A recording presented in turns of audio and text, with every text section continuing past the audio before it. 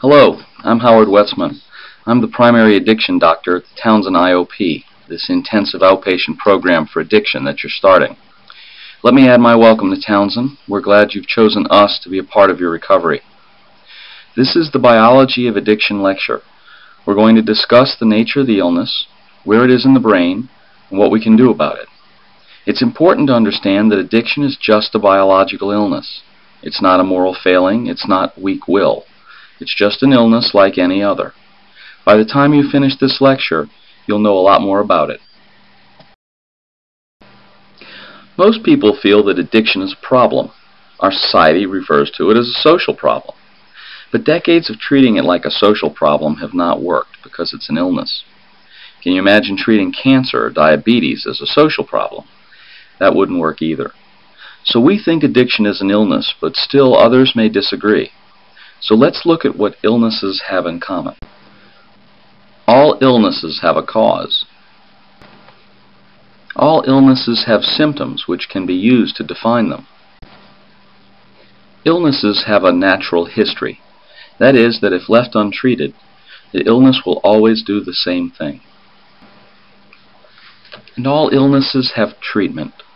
Some treatment may work better than others, but to one degree or another, all illnesses have some treatment. The most important thing that defines an illness is that there's something that doesn't work right. Some cells or organ system that doesn't do what it should do. An obvious example is a broken bone. You can look at it and see right away that something's wrong. We've all had a lot of trouble accepting addiction as an illness because we couldn't see the broken bone. Now we can show you that bone. What you're going to see here is a cartoon diagram of some of the circuits of the brain that affect and control addiction. This is the ventral tegmental area. It's a group of cells that make a chemical called dopamine.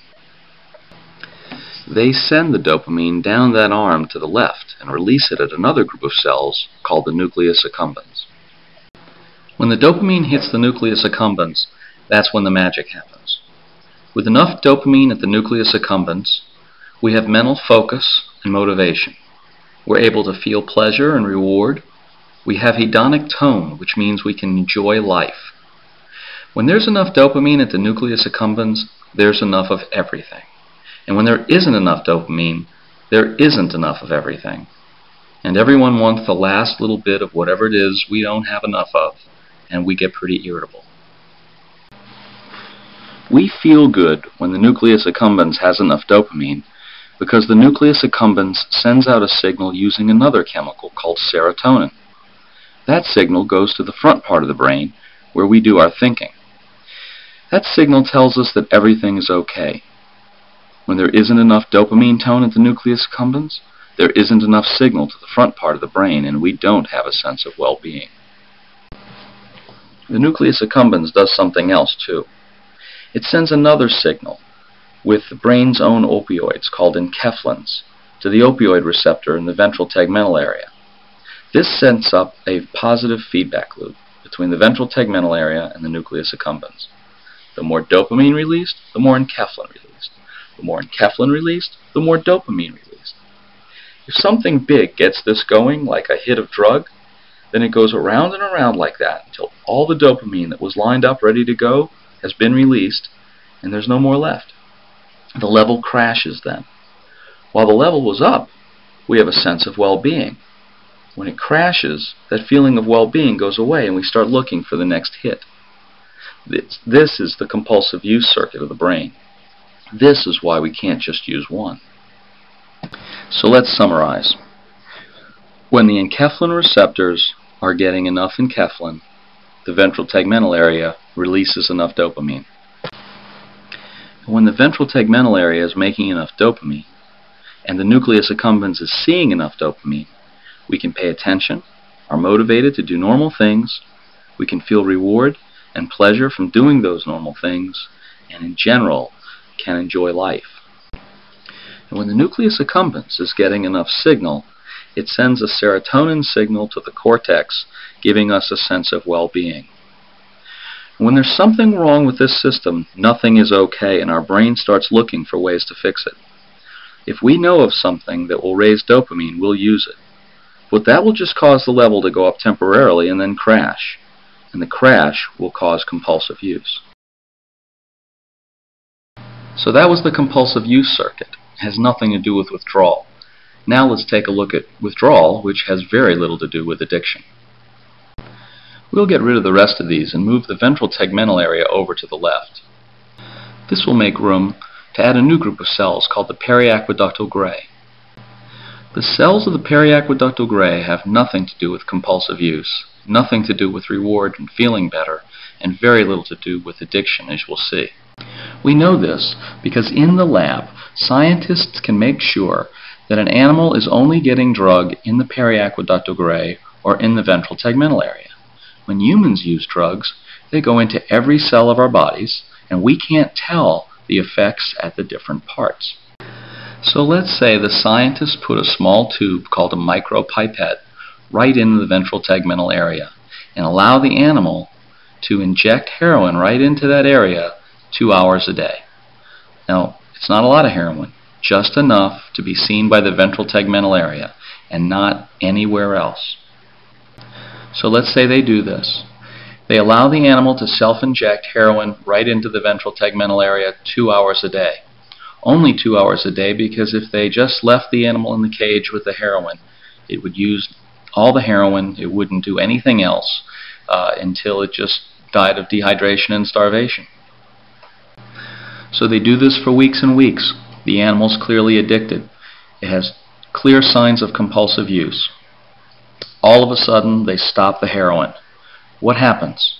Withdrawal, right? No. No withdrawal. The animal was drug-seeking, the animal had compulsive use, and when the drug stopped, the animal had no withdrawal. Now let's reverse the experiment. No heroin in the ventral tegmental area. Instead, the catheter goes into the periaqueductal gray. In this case, the animal will not inject heroin into the periaqueductal gray. There's no compulsive use, there's no reward, there's no drug seeking. But let's say the scientist injected heroin into the periaqueductal gray for 2 hours every day for weeks and weeks, and then suddenly stopped. What you get is profound withdrawal. So the ventral tegmental area has to do with a sense of well-being, mental focus, motivation, attachment to others, hedonic tone, and reward. In short, all the things that can go wrong in addiction. And the periaqueductal gray has to do with none of those. Instead, it has to do with withdrawal, which at most is a few-day process for someone getting off drugs. And the one little part the periaqueductal gray does have to do with the symptoms of addiction is that it has one of these arms running over to the ventral tegmental area, so that when you're in withdrawal, the ventral tegmental area doesn't make as much dopamine, and the symptoms of addiction are worse. But again, that's during withdrawal, only for those few days. So let's look again at that cartoon of the reward system and the compulsive use circuit, but this time let's look at a different circuit, sudden relapse. This compulsive use circuit is in the midline of the brain. We're going to slide it out of the way to make room for another group of cells from the side of the brain called the amygdala. Now the amygdala is where we store our emotional memory. Not our memory of what happened or who did what, but how we felt about what happened and who did what. You may have heard the term euphoric recall. The amygdala is where euphoric recall lives. So if you see something, hear something, smell something that reminds you of using, it's like you get another hit of drug. When that happens, the amygdala releases another chemical called glutamate right into the ventral tegmental area, and it's as if you had a hit of drug there. The glutamate hits the ventral tegmental area makes dopamine, the nucleus accumbens sees the dopamine and makes enkephalin, and the whole thing spins up out of control again. Of course, the dopamine high is followed by a dopamine crash, and all of a sudden, now people are off looking for drugs to get that dopamine back. Because it starts with a sensory cue, this is called cue-induced craving and relapse.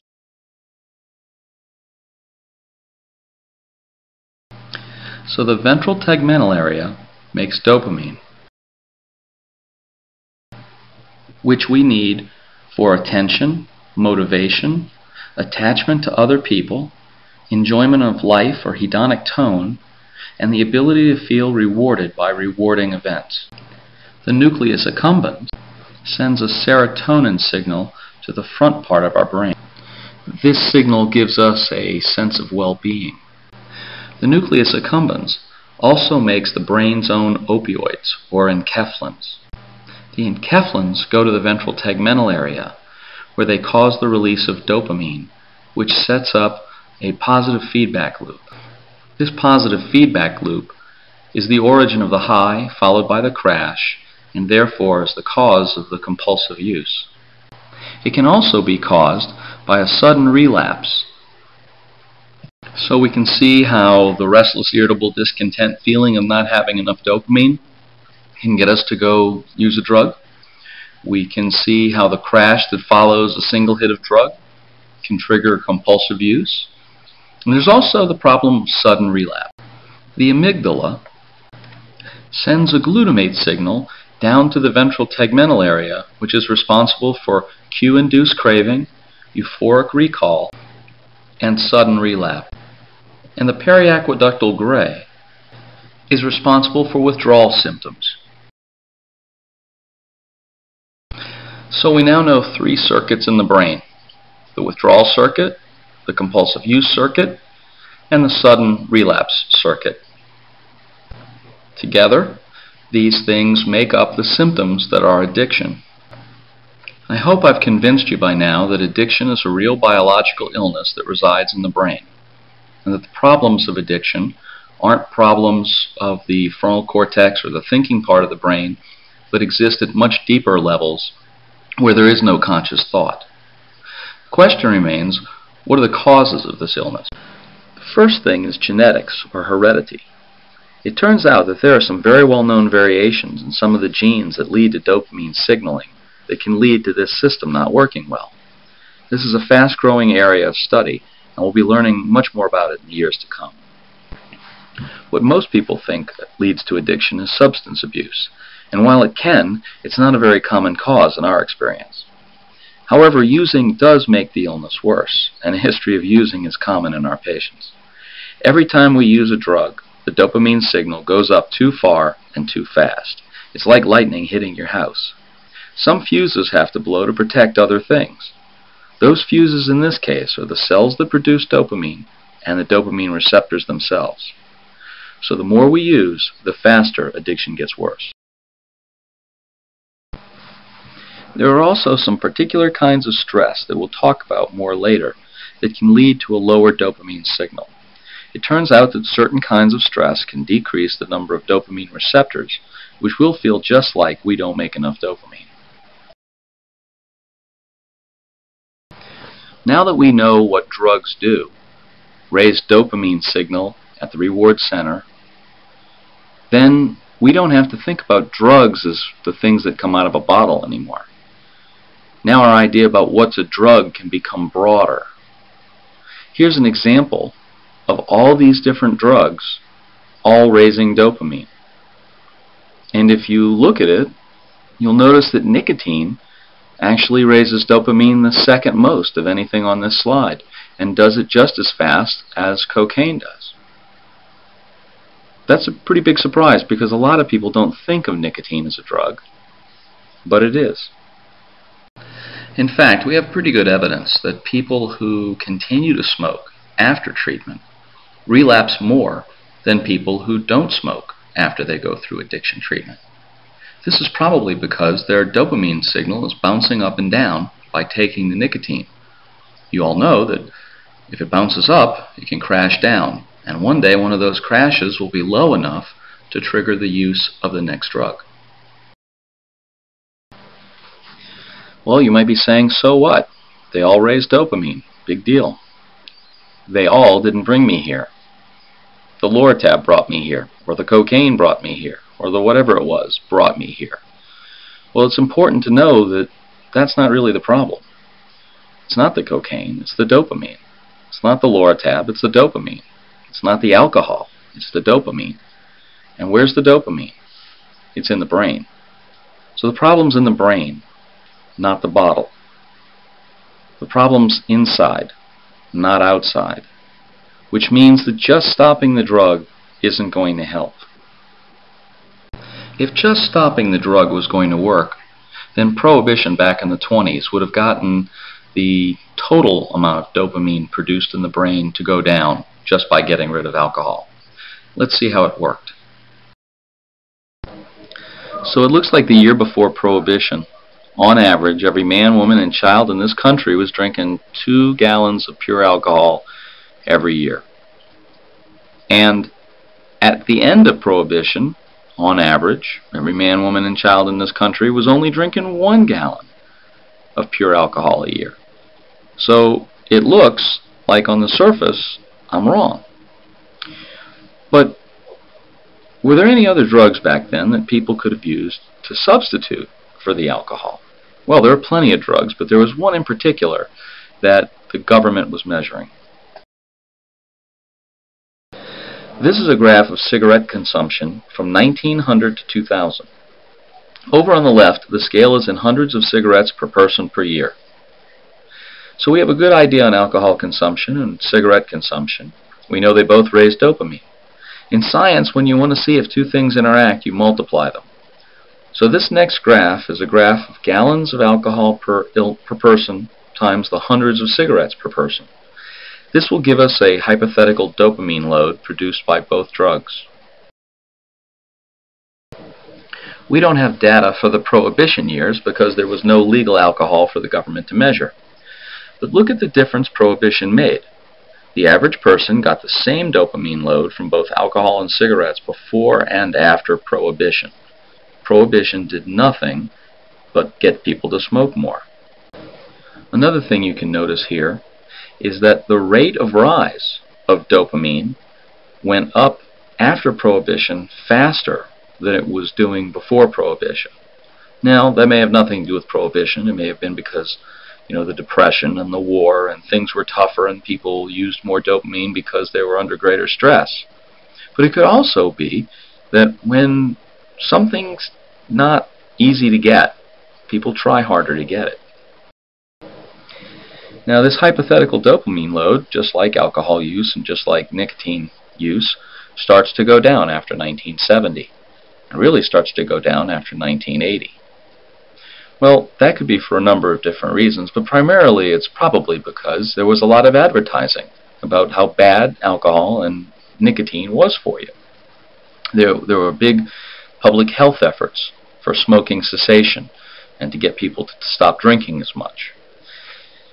But let's say we didn't use alcohol and nicotine as much. Well, what did the people with low dopamine do to get the dopamine? Because it's looking like the dopamine load from these two drugs is heading down.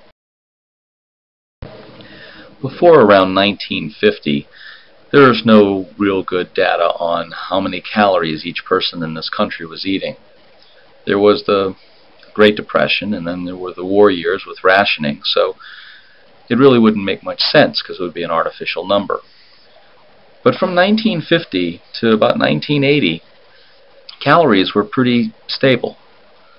And then as the dopamine load from cigarettes and nicotine went away, the dopamine load from sugar and calories went up.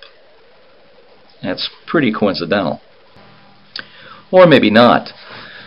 A lot of people say that McDonald's is responsible for the obesity epidemic, but maybe smoking cessation is responsible for McDonald's. The point here is, same as the original point, the drug doesn't really matter. If all you do is take away a drug, the addicted brain is going to go back and look for other sources of dopamine. So we need a better idea. We need actual treatment for the underlying disease. Okay, addiction's a disease. But what about all those people outside of this program who don't think addiction's a disease? Or who think that there are the addictions, many diseases, each one different? That's actually the way it is in psychiatry. In the textbook that everybody learns from in psychiatry training, cocaine dependence, alcohol dependence, opiate dependence are all separate diagnoses, and they're considered to be separate diseases. In addition, if you don't use alcohol or some illegal drug, then whatever you're doing that's giving you dopamine isn't addiction. Pathological gambling isn't addiction. Compulsive overeating isn't addiction. And so what that means is that treatment programs get to bring in somebody who's alcoholic, he stops drinking, overeats, gains 150 pounds, and that's thought of as a success. But just like the person who's still smoking after treatment, that person who switched from alcohol to food is at greater risk for relapse and isn't getting the most out of treatment. But clearly, there are different types of addiction. So while we don't want to necessarily pull it apart and say these are different diseases, we at least want to make sure we know which type of addiction somebody has so that we can change treatment. But there's a bunch of different ways to look at that type. Typing just by drug of choice or drug of most common use doesn't seem to work very well. What seems to work better is dividing people by pathology. You saw how the brain works. Can you imagine that if you have a problem in one part of that cartoon diagram, that you'd have a different set of symptoms and a different response to drugs than if you had a problem in another part? Well, that's exactly what happens. Another way to look at this is dividing it by people's history. Someone who's born with a problem in their midbrain reward center and grows up with the symptoms of addiction from their earliest days is going to have a very different kind of addiction than someone who develops it because of age-related changes later on in life. If you're feeling scared or discouraged by anything you've heard, don't be. We haven't talked about the solutions yet. We've just been telling you what the problems are, what the symptoms are, what can go wrong. In the next lecture, we'll talk about how we can change those symptoms and make them better. What you've learned here today is all included in the book Questions and Answers on Addiction. Everyone who was admitted to the program got a copy. Get your family to read it.